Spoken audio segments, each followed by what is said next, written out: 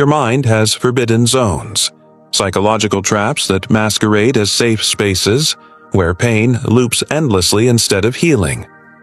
Carl Jung discovered we often live in these mental wastelands for years, mistaking stagnation for comfort. Are you secretly dwelling in one right now? There exist realms within us that no map can trace, spaces built not of earth or stone, but of memory, emotion, and thought. Carl Jung, a pioneer of modern psychology, cautioned that our greatest perils do not always lie in the external world, but in the hidden corners of our own minds. These are not mere flaws or passing struggles. They are entire landscapes of consciousness where the self becomes fragmented, its clarity eroded by denial, its vitality drained by unresolved pain. Jung recognized that suffering can be a catalyst for growth, but he also warned of psychological territories where suffering turns toxic, places that foster self-destruction rather than transformation. Here are 7 such places the soul must never linger, according to Jung's teachings. 1. The house of denial, where the shadow is exiled. Jung famously declared, "Until you make the unconscious conscious, it will direct your life and you will call it fate."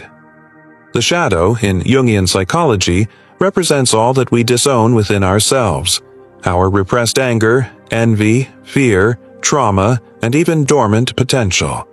It is not evil by nature, merely unacknowledged. Denial, then, is more than mere avoidance. It is a refusal to confront the inconvenient, uncomfortable, or shameful aspects of our being. When we reject the shadow, we surrender to its unseen influence. We act out in passive aggression, sabotage relationships, or project our insecurities onto others, all while believing we are in control. To dwell in denial is to live in a hall of mirrors, where every external conflict reflects an inner war left unaddressed.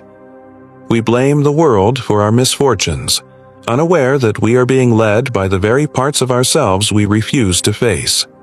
Denial masquerades as safety, a way to avoid the discomfort of self-examination. But Jung argued the opposite. True strength comes from integration. By acknowledging our shadow, we reclaim agency over our emotions and actions. We stop erupting in disproportionate rage, chasing unfulfilling relationships, or wearing masks to please others.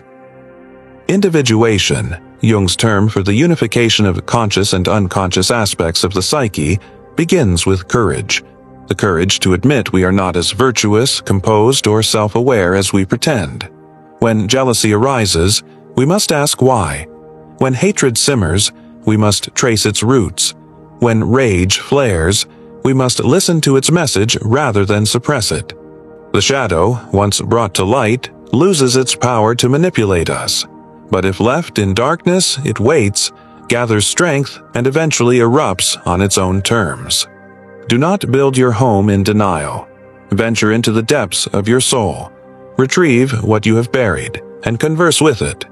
Not in judgment, but in understanding. Only then can you cease being a prisoner of fate and become the author of your truth. 2. The swamp of resentment, where pain stagnates. Jung believed that suffering, when confronted consciously, could lead to profound transformation. But when pain is buried or endlessly recycled without reflection, it ferments into resentment, a toxic brew of bitterness and victimhood. Resentment is more than remembered hurt. It is pain that has curdled into poison. It thrives on repetition, on the retelling of old wounds. They wronged me. I was betrayed. No one understands. Like a stagnant swamp, the longer we linger in it, the more it drags us down, until movement becomes laborious and hope feels distant. Those trapped in resentment often mistake their suffering for righteousness. They wear their wounds as armor, believing that their pain justifies their anger. But resentment does not punish those who hurt us. It punishes us. It hardens the heart, breeds cynicism, and isolates us from love. In time, we may even mirror the very behaviors we once despised, becoming cold, mistrustful, or cruel. Jung saw this as the shadow's deception. It convinces us that our bitterness is a form of justice, when in truth, it is a chain binding us to the past. Forgiveness, in Jung's view, is not absolution for the offender, but liberation for the self. It is the alchemical process of transmuting pain into wisdom, extracting meaning from suffering rather than letting it define us. This does not mean forgetting or condoning harm. It means refusing to let the past dictate the future. When resentment beckons, ask yourself, am I nurturing this narrative, or am I freeing myself from it? The swamp will always offer a place to rest, but do not mistake its stillness for peace. 3. The prison of guilt and shame, where the self is condemned. Guilt whispers, I made a mistake. Shame hisses, I am the mistake. Jung viewed shame as one of the most insidious psychological states, not because it is loud, but because it is silent, festering in the subconscious, whispering that we are unworthy, unlovable, irreparably broken. Those imprisoned by shame may appear functional, even successful, yet inside they carry a gnawing belief that they are imposters, that their achievements are flukes, and that love must be earned through perfection. Jung emphasized that healing begins not with self-punishment, but with self-acceptance. Guilt, when constructive, leads to growth. It prompts us to make amends, to learn, to evolve. But shame is a life sentence without parole. It severs us from our own humanity, convincing us that we must become someone else to deserve happiness. Often, this shame is inherited from childhood wounds, societal expectations, or cultural conditioning. Yet we uphold it as an unshakable truth. To escape this prison, we must confront the inner critic and ask, whose voice is this? Who taught me that I was not enough?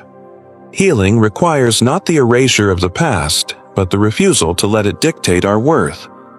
Our mistakes do not define us. Our capacity to grow does. The soul was never meant to live in perpetual condemnation. Its natural state is expansion, not confinement, self-respect, not self-loathing.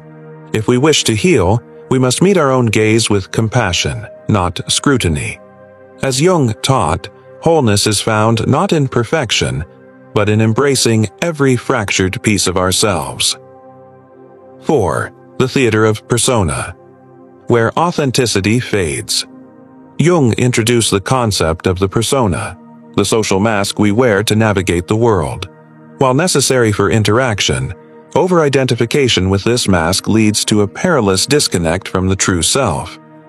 To dwell in the theater of persona is to forget that you are playing a role. You smile when you ache, agree when you dissent, and perform virtues you do not feel, all to maintain approval or avoid conflict. Over time, the act becomes second nature, and the authentic self retreats into obscurity. The danger lies not in the mask itself, but in the belief that the mask is you. Jung warned that when the persona dominates, the soul suffocates. You may achieve external success, yet feel hollow, because no applause can fill the void where your true self once resided. The longer you perform, the more exhausting it becomes, until you wake one day estranged from your own desires, emotions, and instincts. Breaking free requires conscious unmasking. Ask yourself, who am I beneath the roles I play? What have I silenced to belong? Authenticity is not rebellion. It is remembrance. It is the courage to speak your truth, even when your voice shakes. For only when we shed the layers of pretense do we discover what Jung called the self, the core of our being, unshaped by expectation. 5. The labyrinth of overthinking, where the mind becomes a cage. The human mind is a brilliant tool, but when severed from intuition, it becomes a prison of endless analysis. To dwell in the labyrinth of overthinking is to mistake rumination for wisdom, to dissect emotions until they lose meaning, and to replay scenarios long after they have passed. You search for certainty where none exists, attempting to logic your way through pain, love, and fate, all while the present moment slips away. Jung emphasized that the psyche speaks in symbols, dreams, and feelings, not just reason. Yet in this labyrinth, intuition is drowned out by noise. Overthinking feels like control, but it is fear in disguise. Fear of uncertainty, of emotion, of the wild, uncharted depths of the unconscious. The more you think, the less you live.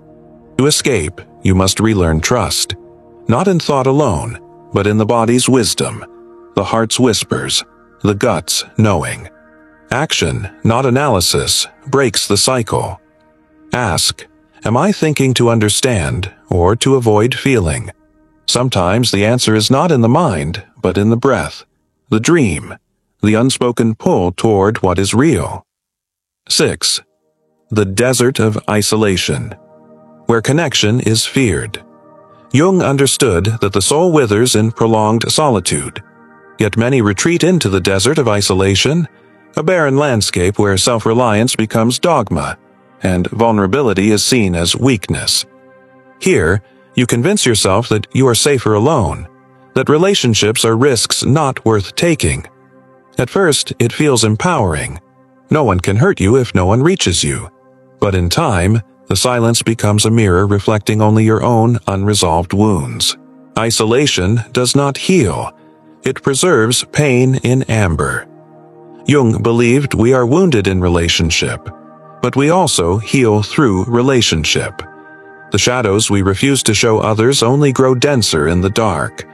To step out of this desert, you must dare to be seen, not as the curated self, but as the imperfect, aching, growing human you are. Ask yourself, do I isolate to protect myself, or to avoid the work of being known? Love demands courage, the courage to be hurt, to forgive, to try again. The soul was not made for eternal solitude. It was made to meet another in the wilderness and say, I, too, am here. 7. The graveyard of the past, where the present is buried.